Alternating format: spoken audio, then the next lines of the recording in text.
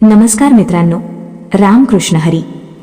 आपण काहीही केलं तरी लोक बोलतात आणि काहीच केलं नाही तरीही लोक बोलतात. हे कधी लक्षात आलंय का? आपण मेहनत केली तर म्हणतात खूप दिखावा करतो, काही केलं नाही तर म्हणतात आळशी आहे. लोकांचं मत कधीच थांबत नाही. मग प्रश्न असा आहे, आपण लोकांसाठी जगायचं का की आपल्या सत्यासाठी? आज संत तुकाराम महाराजांचा हा अभंग आपल्याला याच गोष्टीवर प्रकाश टाकतो.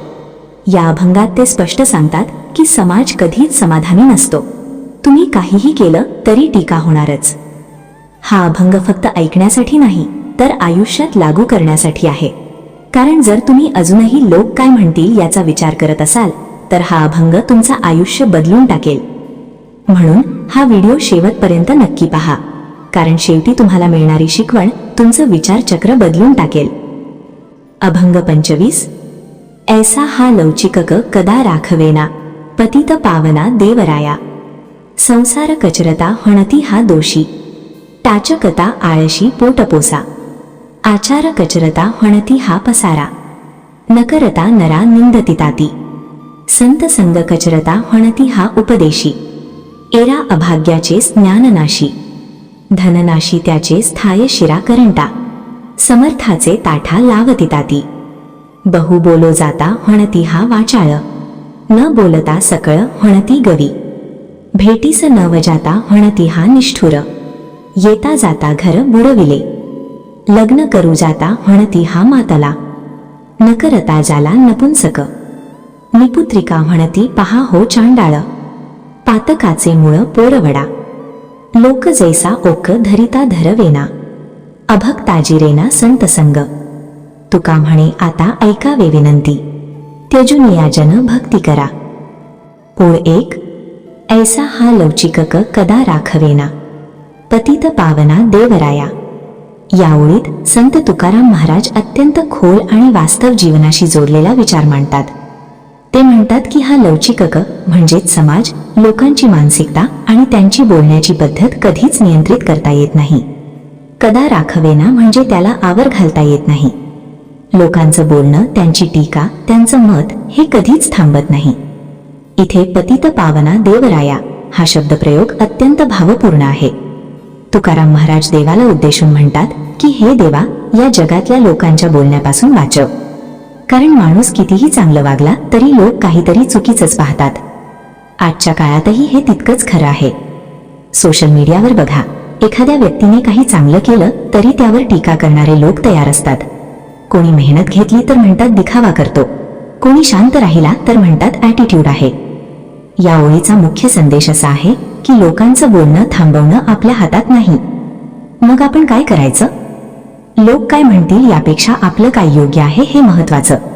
स्वतःच्या मार्गावर ठाम राहणं गरजेचं आणि देवावर विश्वास ठेवून पुढे जाणं महत्वाचं.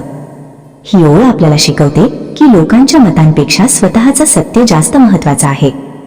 ओळ 2. संसार कचरता हणती हा दोषी, टाचकता आळशी पोटपोसा. या ओळीत तुकाराम महाराज सांगतात की तुम्ही संसार म्हणजेच काम, जबाबदाऱ्या करत असाल तर लोक म्हणतात हा खूप गुंतला आहे, दोषी आहे. आणि जर तुम्ही संसार टाळला, काम केलं नाही तर तेच लोक म्हणतात हा आळशी आहे, पोटपोसा आहे. म्हणजेच तुम्ही काहीही केलं तरी लोकांचं बोलणं बदलत नाही. जर तुम्ही काम केलं तर दोष, नाही केलं तर आळशीपणा.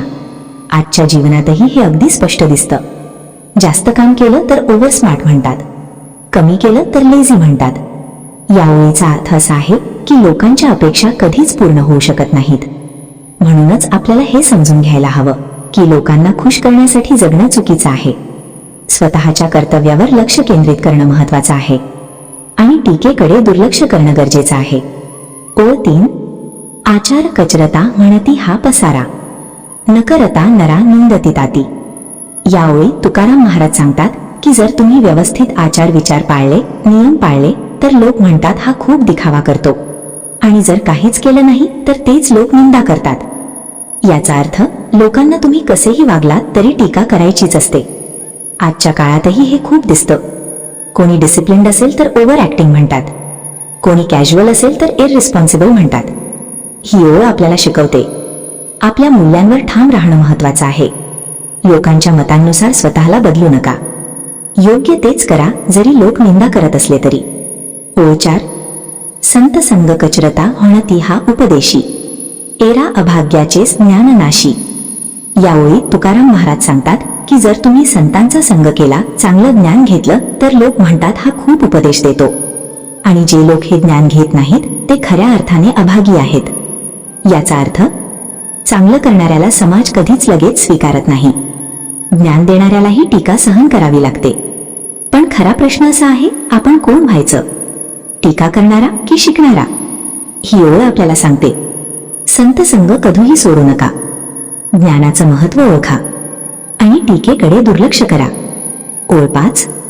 बहु बोलो जाता म्हणती हा वाचाळ, न बोलता सकळ म्हणती गवी. या ओळीत संत तुकाराम महाराज माणसाच्या बोलण्याच्या स्वभावावर प्रकाश टाकतात. ते म्हणतात, जर एखादी व्यक्ती जास्त बोलत असेल, विचार मांडत असेल, तर लोक म्हणतात हा खूप वाचाळ आहे, खूप बोलतो. पण जर तोच माणूस शांत राहिला, कमी बोलला, तर लोक म्हणतात हा गप्प बसतो, काही कळत नाही, गवी, मूर्ख आहे. याचा अर्थ खूप स्पष्ट आहे. तुम्ही जास्त बोललात तरी लोकांना समस्या आणि कमी बोललात तरीही समस्या. आजच्या जीवनात हे खूप दिसतं. कोणी कॉन्फिडन्सने बोललं तर ओव्हर बोलतात म्हणतात. कोणी शांत राहिला तर काहीच कळत नाही म्हणतात. म्हणजे लोकांच्या अपेक्षा विरोधाभासी असतात, ते कधीच समाधानी नसतात. या ओळीचा खोल अर्थ असा आहे की लोकांच्या मतांनुसार स्वतःला बदलून राहणं अशक्य आहे. तुमचं बोलणं तुमच्या स्वभावानुसार असलं पाहिजे. योग्य ठिकाणी बोलणं आणि योग्य ठिकाणी शांत राहणं हीच खरी शहाणपणाची गोष्ट आहे. तुकाराम महाराज आपल्याला सांगतात की लोकांच्या बोलण्यावर लक्ष देऊ नका, स्वतःच्या स्वभावाशी प्रामाणिक राहा. ओळ 6. भेटीस न वजाता म्हणती हा निष्ठुर, येता जाता घर बुडविले. या ओळीत ते सांगतात, जर तुम्ही लोकांच्या भेटीला गेला नाहीत, त्यांच्या संपर्कात राहिला नाहीत, तर लोक म्हणतात हा खूप निष्ठुर आहे, लोकांशी संबंध ठेवत नाही. पण जर तुम्ही वारंवार लोकांच्या घरी जाऊ लागलात, सतत ये जा करत राहिलात, तर तेच लोक म्हणतात हा खूप येतो, घर बुडवतो. याचा अर्थ तुम्ही लोकांपासून दूर राहिलात तरी टीका आणि जवळ राहिलात तरी टीका. आजच्या समाजातही हे खूप सामान्य आहे. सोशल नसाल तर ॲटिट्यूड म्हणतात, जास्त सोशल असाल तर टाइमपास म्हणतात. ही ओळ आपल्याला शिकवते संतुलन राखणं खूप महत्वाचं आहे. पण त्याही पेक्षा महत्वाचं म्हणजे लोक काय म्हणतील याची चिंता सोडणं. कारण शेवटी लोकांचं बोलणं कधीच थांबणार नाही. ओळ 7. लग्न करू जाता म्हणती हा मातला, नकरता ज्याला नपुंसक. या ओळीत तुकाराम महाराज आयुष्यातील एक महत्वाचा निर्णय, लग्न, यावर समाजाची प्रतिक्रिया दाखवतात. ते म्हणतात, जर एखाद्या व्यक्तीने लग्न करायला जात असेल तर लोक म्हणतात हा स्त्रीच्या मागे लागला आहे, मातला आहे. आणि जर तो लग्न करत नसेल तर तेच लोक म्हणतात हा नपुंसक आहे. याचा अर्थ तुम्ही लग्न केलं तरी लोक बोलणार, नाही केलं तरीही लोक बोलणार. आजच्या काळातही हे अगदी लागू होतं.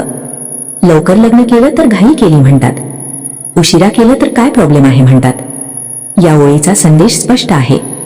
आयुष्यातील निर्णय स्वतःच्या समजुतीने घ्या. समाजाच्या दबावाखाली निर्णय घेऊ नका, कारण समाज कधीच समाधानी नसतो. ओळ 8.